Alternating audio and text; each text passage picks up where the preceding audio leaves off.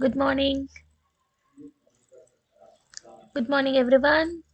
Here I'll be discussing about the syllabus of Haryana Judiciary PT examination जो अभी 3 मार्च को scheduled है उसका सिलेबस अभी हम लोग देख लेते हैं।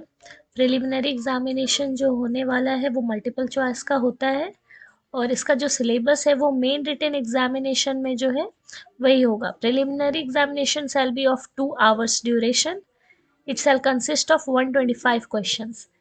125 क्वेश्चंस होंगे, लेकिन एक क्वेश्चन ईच क्वेश्चन जो है कैरी करेगा 4 marks, 4 marks. And for every wrong answer 0.8 marks deduct हो जाएंगे, दैट इज 20%, या फिर 1/5 of the marks shall be deducted. Each question shall have 5 options.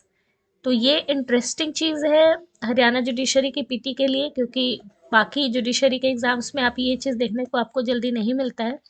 यहाँ पे 5 ऑप्शंस होंगे, ABCDE। तो अगर आपको कोई भी ऑप्शन सही लगे तो ABCD आप मार्क कर सकते हैं। पर अगर आपको नहीं मालूम है या फिर आप अटेम्प्ट नहीं करना चाहते हैं उस क्वेश्चन को, तो आप ऑप्शन E करेंगे, darken the appropriate circle A, B, C or D, and if not attempting a question then he shall have to darken E circle। अगर आप अटेम्प्ट नहीं कर रहे हैं तो E मार्क आपको करना आवश्यक है। अगर आप ई सर्किल को डार्कन नहीं करते हैं, if none of the 5 circle is darken, तो 0.8 मार्क्स आपके डिडक्ट हो जाएंगे, क्योंकि ये माना जाएगा कि आपने निगेटिव मतलब क्वेश्चन को रॉन्ग किया है। निगेटिव मार्किंग हो जाएगी इसमें, इसलिए छोड़ना उचित नहीं होगा। अगर आपको अटेम्प्ट नहीं करना है तो ई सर्किल को आप डार्कन कर दें। और उससे भी ज़्यादा इंटरेस्टिंग बात यह है कि अगर 10% से ज़्यादा क्वेश्चंस आपने मार्क ही नहीं किए हैं, ई सर्किल को भी आपने मार्क नहीं किया, ठीक है, अगर आपको अटेम्प्ट नहीं करना है और 10% से ज़्यादा क्वेश्चन आप छोड़ देते हो ऐसे ही, then you will be disqualified.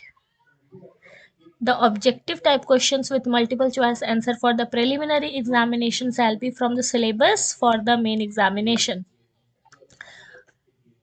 PT में जो ऑब्जेक्टिव टाइप क्वेश्चन MCQ आएंगे उसका सिलेबस वही होगा जो मेंस एग्जामिनेशन में आपका है। तो मेंस एग्जामिनेशन में सिलेबस क्या है, ठीक है, लॉ का जो देखेंगे, उसके अलावा यहाँ पे जीके भी आता है, करंट इवेंट्स आते हैं, नेशनल इंटरनेशनल इम्पोर्टेंस के, Indian legal and constitutional history, मतलब इंडियन हिस्ट्री भी होगा, इंडिया की लीगल हिस्ट्री और कॉन्स्टिट्यूशनल हिस्ट्री, फिर और गवर्नेंस, ठीक है। Candidate shall be tested for his analytical skill, reasoning and aptitude, English वगैरह के क्वेश्चन होंगे कुछ। The standard of the question shall be of law graduate level। The object of preliminary examination is shortlist, ठीक है, ये तो mains के लिए शॉर्टलिस्ट करने का होता है, ये सब है नॉर्मल। अब मेंस में जो सिलेबस है वो हम देख लेते हैं, क्योंकि यही सिलेबस आपका पीटी में भी होगा। तो मेंस में पेपर 1, पेपर 2, पेपर 3 और 4, ठीक है, 4 पेपर होते हैं। ये 5वां हिंदी और इंग्लिश देवनागरी मतलब लैंग्वेज पेपर है आपका 5वां हिंदी के लिए, 4th है इंग्लिश के लिए। तो पेपर 1, 2, 3 अभी हम चेक करेंगे। सिविल लॉ 1, सिविल लॉ 2 और पेपर 3 है क्रिमिनल लॉ।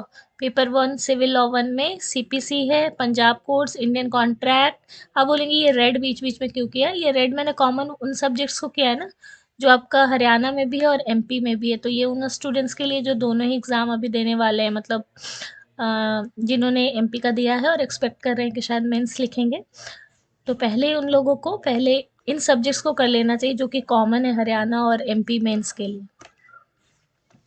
सिविल लॉ 1 में सीपीसी है, पंजाब कोर्ट्स है, contract act, partnership, sale of goods, specific relief act, evidence act and Haryana urban control of rent and eviction act 1973। Civil law 2 में है Hindu law, Mohammedan law and customary law, law of registration and limitation. फिर criminal law में है आपका IPC, CrPC, evidence act. ये सारे each paper 220 marks के होते हैं मेंस में, और पीटी में टोटल 125 क्वेश्चन रहेंगे। एक क्वेश्चन 4 नंबर का, तो 400 नंबर का, 400 400 मार्क्स का टोटल होगा पीटी आपका। करंट इवेंट में नेशनल